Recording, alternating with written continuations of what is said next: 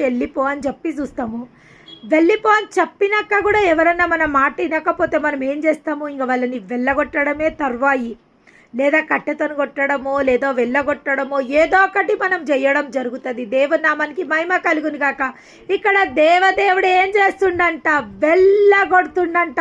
మన శత్రువులు ఈరోజు ఏ శత్రువులైతే మనని బాధిస్తున్నాయో, మనని అవమానపరుస్తున్నాయో, మనని సిగ్గుపరుస్తున్నాయో, మనని మనోవేదనకు గురి చేస్తున్నాయో, మనని బాధకరమైన, లజ్జకరమైన, అవమానకరమైన స్థితిలో గుండా మనం తీసుకెళ్తున్నాయి. ఈ యొక్క శత్రువులని మనకు దుఃఖం కలిగిస్తున్నాయో, మనకు నిద్ర పట్టనియడం లేదో, లేదా మనకు మనోవేదన కలిగిస్తున్న ప్రతి ఒక్క శత్రువుని దేవుడు ఈరోజు వెళ్ళగొడుతున్నందుకు ఆయన నామానికే మహిమ కలుగును గాక.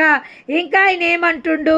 ఇజ్రాయేలీలు రాజు అయిన యెహోవా మీ మధ్య